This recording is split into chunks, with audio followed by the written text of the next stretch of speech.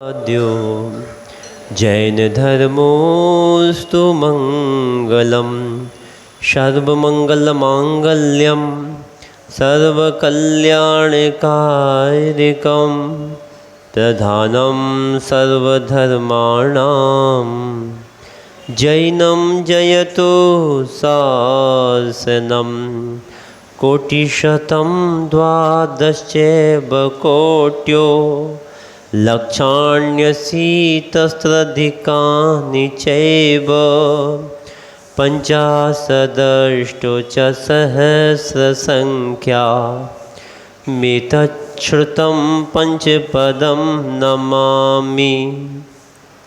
अर्हन्त भाष्यर्थं गणहरदेवेहिं ग्रन्थियं सम्मं परमा भक्तियुक्तो शुद्धाणमहो वहिं शिरसा इच्छामि बन्ते सुधभक्ति काउ सुग्गो को तुस्सालोचोम अंगो बंग पहिंडे पाउडे पड़ियम शुद्ध परमाणियों पुब्बगे चूलिया चेव सुत्तई तुदम्मकायम श्याणिचकालम अंचेमी पूज्यमी वंदामी नमस्सामी दुखकौ कम्मकौ बोहिलाओ सुगई गमणम समाहिमरणम जिनगुण संपत्ति हो मज्जम नमोस्तु पूर्वानिक स्वाध्याय बेलायाम श्रीमत् आचार्य भक्ति कायुष्सर्गम करोम्यम।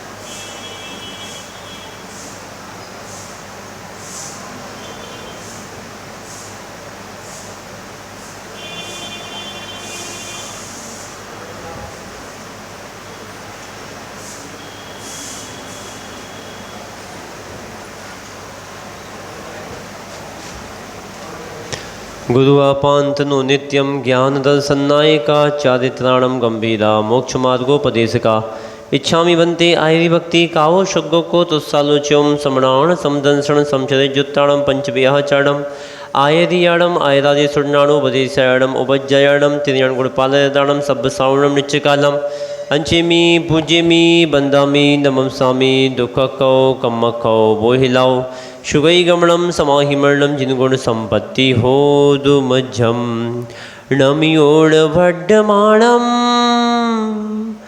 पद्मपाणम जीर्णम तिशोधीर्ण वोच्छामि दयाण सादम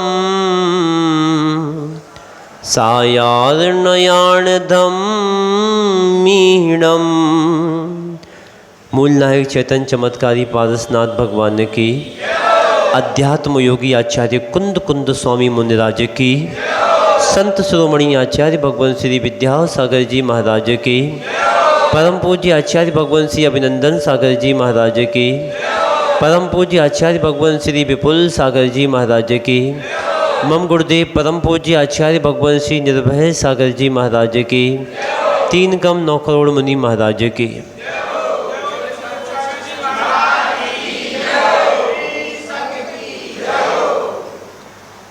प्यारी प्यारी भव्य आत्माओं, ये जिनवाणी का स्वाध्याय आप सबकी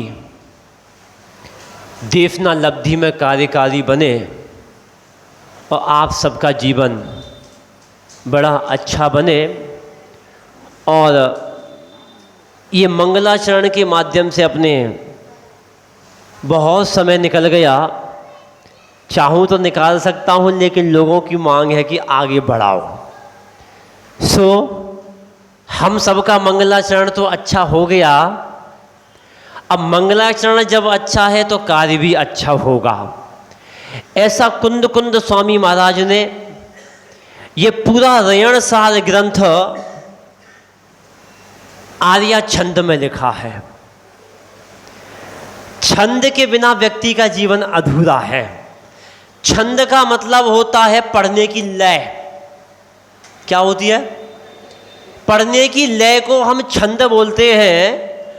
और ये आर्या छंद में इस ग्रंथ को लिखा है, जिसको आर्या गीतिका छंद भी कहते हैं। आर्या माने होती है नारी। आर्या मानी क्या होती है? नारी। अगर नारी के लिए पढ़ने के लिए कोई अगर छंद है तो वो आर्या गीति का छंद है, आर्या छंद है, इसलिए आपको इसको बड़े आनंद के साथ पढ़ना चाहिए। और इस छंद की सबसे बड़ी विशेषता ये है, इस छंद में 4 चरण हैं। कितने चरण? पहला चरण में 12 मात्राएं। कितनी मात्राएं? 12। दूसरे चरण में 18 मात्राएं। कितनी? 18। तीसरे चरण में फिर 12 मात्राएं और चौथे चरण में 15 मात्राएं। कितनी छंद हो गई? कितनी मात्राएं हो गई? 4 चरण हो गए इस आर्या छंद में। पहले छंद में 12 मात्राएं, दूसरे छंद में 18 मात्राएं, तीसरे छंद में फिर 12 मात्राएं और चौथे छंद में फिर 15 मात्राएं। ऐसा ये पढ़ने का क्रम है। छंद का मतलब है कि जिस क्रम में जैसा आचार्य भगवंतों ने छंद बताया है, मैं दोपहर की क्लास में बच्चों को भी बता रहा हूं। अनुष्टुप छंद में कैसे पढ़ना है, तुम्हारा श्रगधरा छंद कैसे पढ़ना है, वसंत तिल का छंद कैसे पढ़ना है, तुम्हारा शार्दूल विक्रिय छंद कैसे पढ़ना, ये दोपहर की क्लास में बच्चों को भी बता रहा हूं। 3 बजे फिर तत्वार सूत्र की क्लास में। और बिना छंद के कितना भी पढ़ते रहो सब बेकार है। इसलिए तो मैं कह रहा हूं, जिसको छंद का ज्ञान था वो सब कवि थे। तो हमारे जितने भी पूर्वाचार्य थे जिन्होंने इतने बड़े बड़े ग्रंथ लिखे हैं, सब छंदों में लिखे हैं। इसलिए हमारे जितने भी पूर्वाचार्य हुए सब कवि थे। हमें कवि बनने की जरूरत नहीं पड़ी। हमारे सारे आचार्य कवि थे और सब कवि सम्मेलन करते थे आत्मा का, बाहर का नहीं, हंसी मजाक का नहीं, मंच का नहीं, अपनी आत्मा में लीन होकर के उस कवि का सम्मेलन करके कवि सम्मेलन करते थे। और अपनी आत्मा में खोकर के आत्म प्रभावना करके अपनी आत्मा का सम्मेलन करते थे। इसलिए आप लोगों को इस आर्या छंद को पढ़ना है। पहला छंद में कितनी मात्राएं? 12। अब इसको पढ़ना कैसे? पहला चरण हंस के समान पढ़ना। कैसे पढ़ना? हंस के समान कैसे करना पहले लिख लो, फिर मैं बता रहा हूं। दूसरा चरण शेर की समान, सिंह के समान।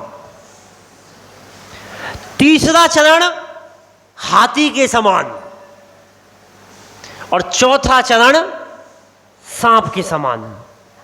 अभी मैं पढ़ के बताऊंगा आपको, इसको चरण करके बताऊंगा कैसे करना है, किस तरह से करना है। आपको समझने का प्रयास करना। पहला चरण किसके समान? हंस के समान। दूसरा चरण किसके समान? सिंह के समान। तीसरा चरण किसके समान? हाथी के समान। और चौथा चरण सांप के समान। इसलिए पढ़ना चाहिए कि पहला चरण जो होता हंस, हंस सबसे बड़ा पक्षी में हंस एक ऐसा पंछी होता है जो नीर क्षीर विवेक वाला होता है। इसलिए पहला चरण कैसे पढ़ना? चिल्ला के नहीं, ऐसा नहीं, आराम से पढ़ना। नीर क्षीर विवेक के समान व्यवस्थित करके शालीनता के साथ, आराम के साथ, भागम भाग के साथ नहीं पढ़ना। जैसा नीर क्षीर विवेक वाला हंस होता है, पानी पानी को निकाल देता है और दूध दूध को ग्रहण कर लेता है। इसलिए पहले चरण को विवेक पूर्वक आकर के जैसे हंस के समान होता है, हंस की चाल में जैसा हंस चलता है उसी चाल में चलना। और जैसा हंस उसको नीर क्षीर विवेकवान होता है उसके समान उसमें से सार साल को ग्रहण करना और निस्सार को छोड़ देना। पहली चाल किसके समान? हंस की चाल। फिर दूसरी चाल शेर पराक्रमी होता है, पुरुषार्थ करता है, जंगल का राजा होता है।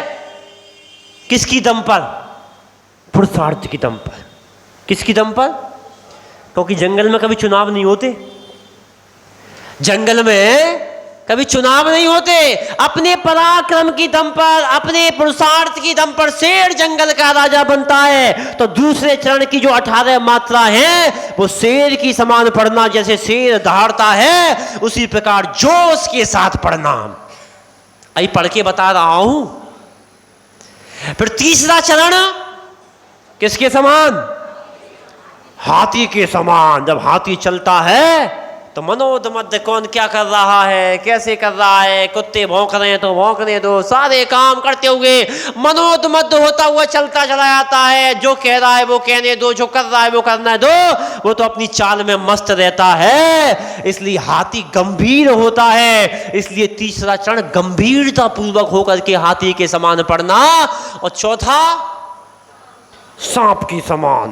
क्यों सांप के समान चाल में क्यों पढ़ना? चाल सांप के समान ऐसा पढ़ना भेद विज्ञान वाला होता है, भेद विज्ञान कराने वाला होता है। जब बाहर रहता है सांप तो टेढ़ा मेढ़ा रहता है, और जब बिल में जाता है तो सीधा जाता है। तो वो कहता है कि मेरे समान भेद विज्ञान करने वाले हो हे ज्ञानियों, बाहर रहो तो टेढ़े मेढ़े रहो, इधर भी घूमो उधर भी रहो। जब अपनी आत्म तत्व को समझने के लिए जाओ, अपनी आत्म दशा में जाओ, अपनी आत्मा के बिल में जाओ, तो बिल्कुल सीधे होकर के जाना। इस प्रकार अंतिम चरण सांप के समान अपने नीर क्षीर विवेक का उत्तम भेद विज्ञान कराने वाला होता है। इसलिए अंतिम चरण कैसे पढ़ना? सांप के समान। दुनिया में तो टेढ़े रहो, लेकिन जब बिल में जाओ तो सीधे रहो। तो ये 4 प्रकार के चरण हैं, इनका पढ़ने का क्रम क्या है? अब देखो आप कैसे पढ़ना। मंगलाचरण को निकालो, फिर इसके बाद मैं अब दूसरा आज आपको स्वाध्याय करा रहा हूं, आगे का बढ़ा रहा हूं। नमियोण बडमाणम, किसके समान? हंस के समान चाल। हंस कभी बहुत तेज नहीं भागता है, धीरे धीरे भागता है, व्यवस्थित करके भागता है, सारी क्रियाओं को करके चलता है। तो नमियोण बडमाणम परमापाणम जिणम तिशोधेण वोचामिरयण सारम सायार्णयाण धम्मीणम। सांप की तरह। समझ में आ रही ना? ये पढ़ने का क्रम है, यही तो पढ़ने का छंद है, यही तो ज्ञान है। इसलिए जो भी क्रम पढ़ना है ये आर्या छंद है, इसको ऐसे ही पढ़ना है। पढ़ना सीखो। लमो अरिहंताड़म लमो सिद्धाड़म लमो आयरियाणम लमो उपज्जायाणम लमो लोय साबिसाहुणम। क्रम है पढ़ने का, तो आप सब लोगों को पढ़ने का प्रयास करो। दोपहर में ही बता रहा हूँ, शाम को ही बता रहा हूँ, सारे छंदों का आपको ज्ञान कराऊंगा। आप सब कवि बनो। कौन बनो? कवि बनो। प्रयास तो बहुत अच्छा कर रहा हूँ, छोटों को भी कर रहा हूँ, बड़ों को भी कर रहा हूँ, और बच्चे भी बहुत अच्छा पढ़ रहे हैं, बड़े आनंद के साथ पढ़ रहे हैं। वाचन हो रहा है, अभी पाचन नहीं, अभी वाचन हो रहा है, अर्थ नहीं हो रहा है, तो बहुत अच्छे से पढ़ रहे हैं। अब आचार्य कुंद कुंद स्वामी मुनिराज ने कहा कि आप सबने मंगलाचरण कर लिया, आप सबका मंगलाचरण अच्छा हो गया। अब यहाँ पर कह रहे हैं अपने जीवन में रत्नों को धारण करो। तो रत्न कौन से? सम्यक दर्शन, सम्यक ज्ञान और सम्यक चारित्र। इन रत्नों को धारण करो। जो सम्यक दर्शन के साथ अपने जीवन में अपने रत्न को धारण करता है वही सम्यक दृष्टि कहलाता है। क्या कहा? जो मिथ्या दर्शन के साथ जीता है वो मिथ्या दृष्टि कहलाता है, और जो सम्यक दर्शन के साथ जीता है वो सम्यक दृष्टि कहलाता है। तो यहां पर कहा महाराज आप तो कह रहे हो सम्यक दर्शन, सम्यक ज्ञान, सम्यक चारित्र क्या है, कैसा होता है सम्यक दृष्टि, उसकी क्या परिभाषा है? कोई उसका थर्मामीटर है, कोई उसका माप है, कोई उसकी पहचान है? तो यहाँ कुंद कुंद स्वामी मुनिराज बता रहे हैं दूसरी गाथा में, जिनके पास गाथा है निकालो। पुब्बम जिणेहि भणियम जहठियम गणहरेहि वित्थ रियम पुब्बाइरियक कमजम तम बोलई जो हु सद्दिठी। पुब्बम जिणेहि भणियम जहठियम गणहरेहि वेत्थरियम पुवाईरिय कमजम तंबुलई जो सा देठे। पढ़ो सब एक साथ। पुब्बम जिणे ही बणियम जहठियम गण हरे ही बेथरियम पुबाईरिय कमजम तंबुलई जो सा देठे। अब एक साथ एक बार और पढ़ो सब लोग।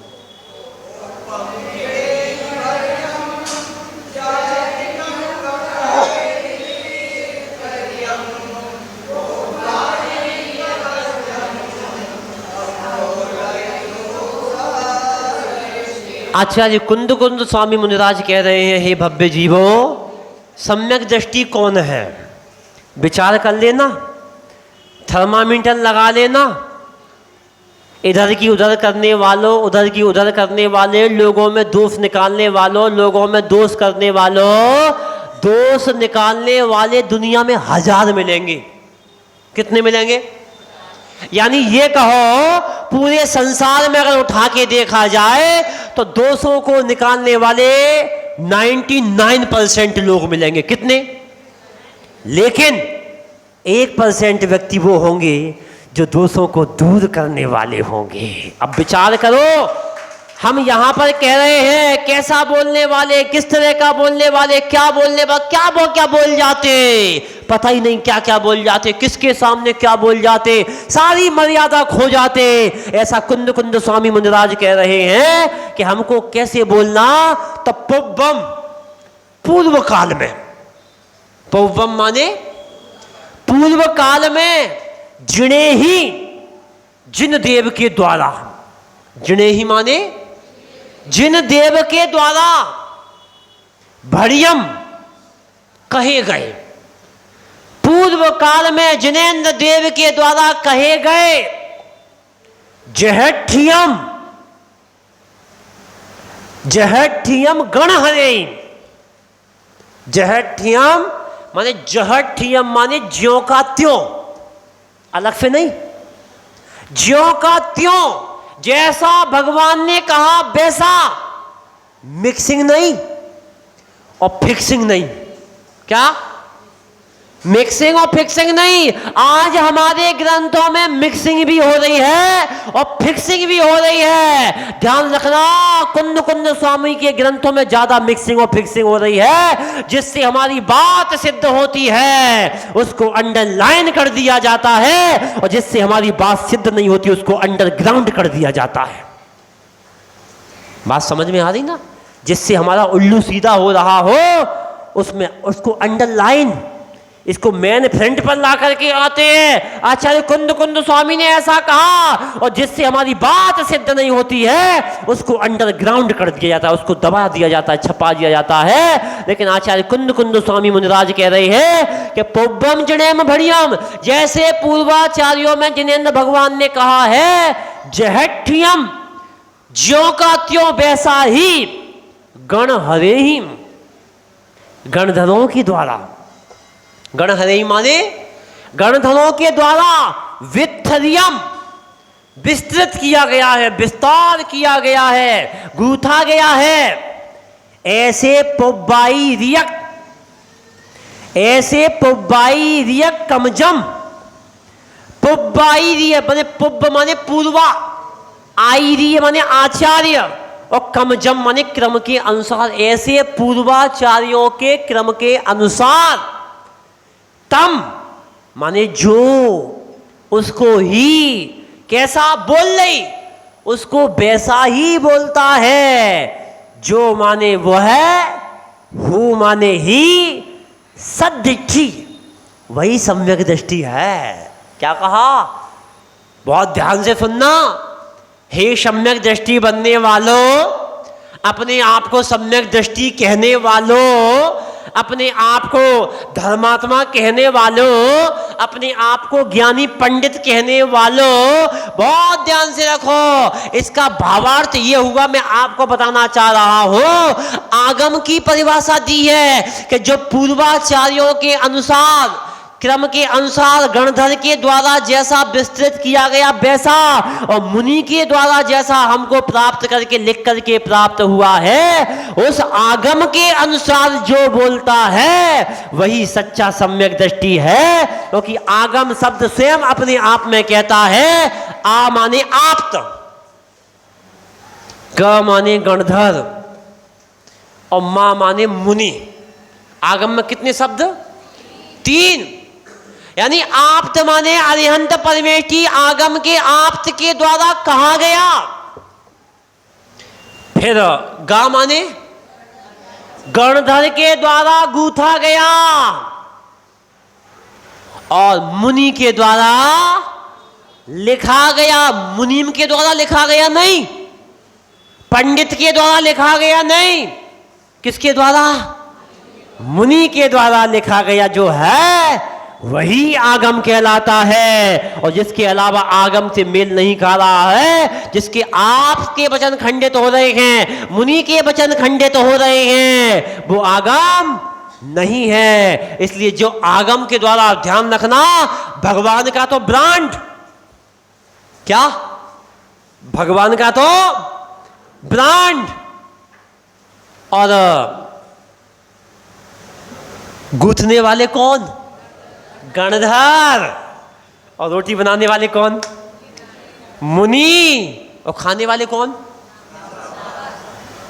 बैठे ही हो, हम तो खा ही रहे हैं। जो रोटी बनाता है वो तो स्वयं खाता ही है, जो रोटी बनाता है वो तो स्वयं खाता ही है। और अगर उनके साथ 2, 4, 5 लोग आ जाए तो उनका भी भला सोचता है, चलो भाई इनको भी खिला दो, मेहमान है।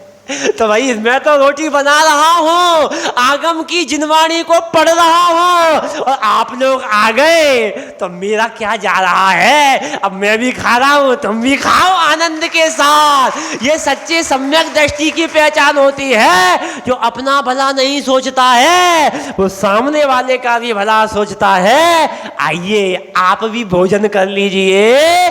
आप मुझे पुद्गल का भोजन कराते हो, आप मुझे रत्नत्रय को पालन करने का भोजन कराते हो, तो क्या मेरा फर्ज नहीं बनता? परस्परोपग्रहो जीवानाम। जब आप मुझे मेरी रत्नत्रय की साधना के लिए मुझे आहार करा रहे हो, तो मेरा भी फर्ज बनता है कि जब मुझे ये 4 रोटी खिला रहे हैं, तो क्या मैं इन 4 श्रावकों को मिलकर के जिनवाणी की रोटी क्यों ना खिलाऊं? इसलिए अपना भला सोचने वाला सम्यक दृष्टि नहीं होता, सबका भला सोचने वाला सम्यक दृष्टि होता है। दुनिया में 3 तरह के प्राणी होते हैं, विचार करना आप कौन से हो। पहला प्राणी वो होता है जो ये कहता है, ये सोचता है, जो अपना भला सोचता है। पहला व्यक्ति वो है जिसने केले का छिलका लिया, केला लिया और छिलका तोड़ दिया, छील करके बाहर घर के बाहर फेंक दिया। केला खा लिया, छिलका घर के बाहर फेंक दिया। पिताजी आए और छिलके पर पैर पड़ गया, पैर फिसल गया। एक प्राणी।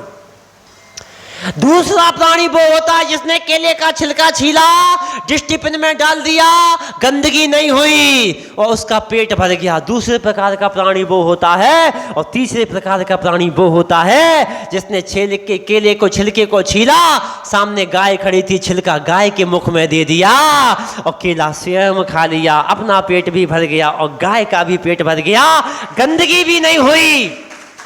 ऐसे दुनिया में 3 प्रकार के प्राणी होते हैं जो अपना भला सोचते हैं और दूसरे का भला सोचते हैं। वो विद्वान होते हैं जो अपना भला सोचते हैं लेकिन गंदगी नहीं होने देते हैं।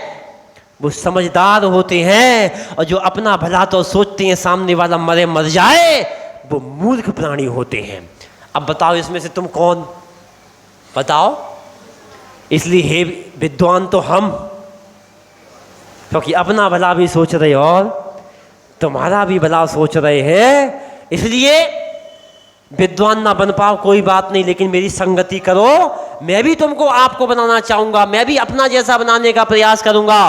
तो इसलिए आप लोगों को ध्यान रखना, जो भगवान के द्वारा कहा गया, गणधर के द्वारा गूथा गया और मुनि के द्वारा लिखा गया, वो क्या कहलाता है?